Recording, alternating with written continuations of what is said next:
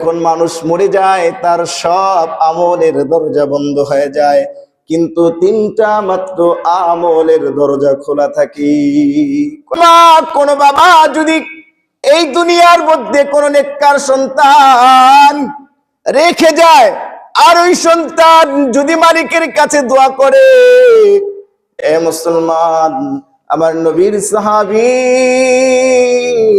হযরত আবু হুরায়রা রাদিয়াল্লাহু তাআলা আনহু থেকে বর্ণিত, তিনি বলেন, আন নবী হুরায়রা রাদিয়াল্লাহু তাআলা আনহু আনিন নবী সাল্লাল্লাহু আলাইহি ওয়াসাল্লাম, ইযা মাতাল ইনসান ইনকাতা আনহু আমালুহু ইল্লা মিন সালাসাতিন, ইল্লা মিন সাদাকাতিন জারিয়াতিন আও ইলমিন ইনতাফাউ বিহি আও ওয়ালাদিন সালিহিন ইয়াদউ লা। আল্লাহু আকবার বলেন।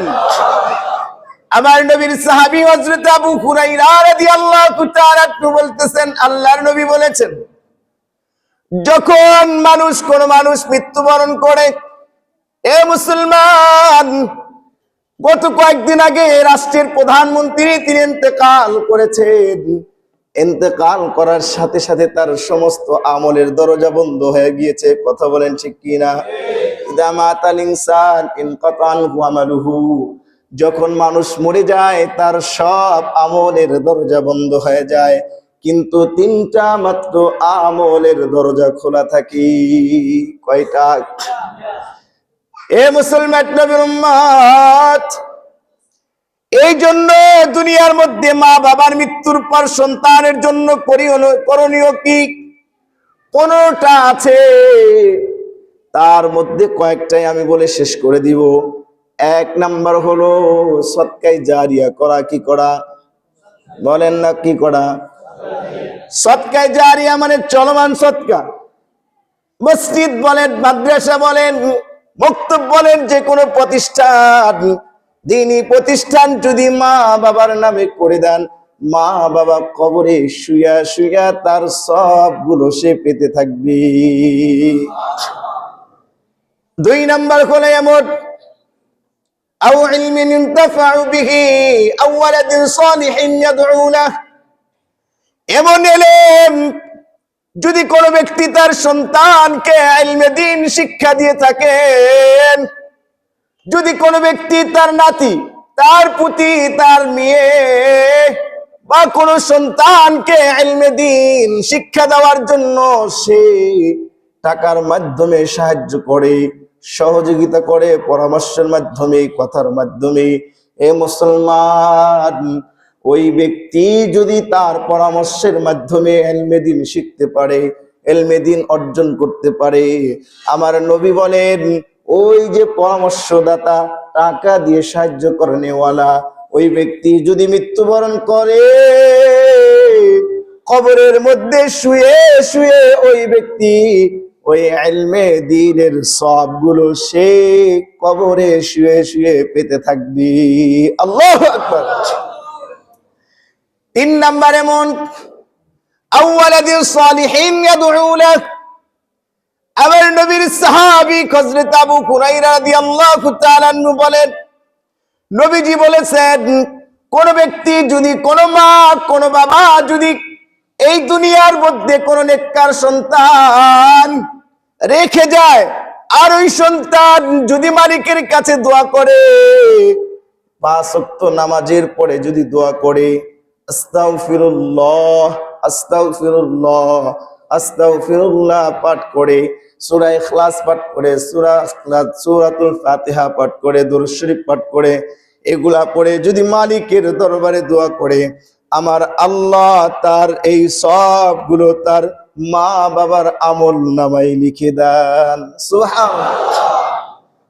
এ মুসলমান নবীর উম্মত, আল্লাহ তাআলা এই সন্তানের দোয়া করার কারণে, এই সন্তানের কোরআন তেলাওয়াত করার কারণে তার মা বাবার কবরের মধ্যে মর্যাদা বৃদ্ধি পায়, এবং মা বাবা বলতে থাকে, আল্লাহ, আমি তো এমন কোন আমল করি নাই যে আজকে এমন আমার মর্যাদা হলো।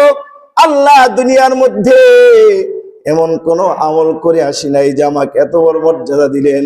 আমার আল্লাহ বলেন, ও বান্দা তুমি জানো না তোমার সন্তান তো তোমার জন্য দুনিয়ার মধ্যে নামাজ পড়ে, 5 ওয়াক্ত নামাজ পড়ে মসজিদে বসে তোমার জন্য কোরআন তেলাওয়াত করছে, তোমার জন্য আস্তাগফিরুল্লাহ করেছে, তোমার জন্য আমি আল্লাহর কাছে মাপ চেয়েছে, এই জন্য আমি আল্লাহ তোমার মর্যাদা বৃদ্ধি করে দিলাম। আল্লাহু আকবার।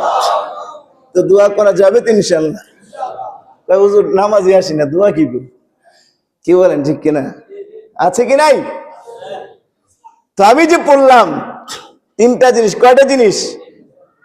15টা আছে। নিয়মিত দোয়া করা, কবর জিয়ারত করা, তারপরে তারা ওসিয়ত করে গেলে ওসিয়ত পূর্ণ করা, কাফারা আদায় করা, তাদের পক্ষ থেকে হজ ওমরা পালন করা, তাদের যে বন্ধু বান্ধব আছে তাদের সাথেও সৎ আচরণ করা।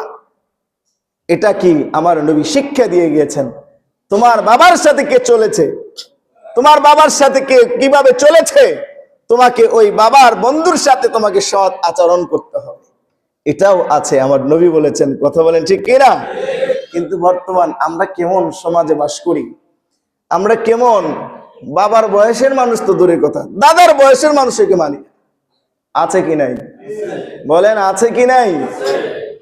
আমরা এরকম একটা সমাজে বাস করতেছি, এবং এরকম একটা নিয়ম নীতির মধ্যে বাস করতেছি যে আমরা দাদার বয়সের মানুষকে মানি।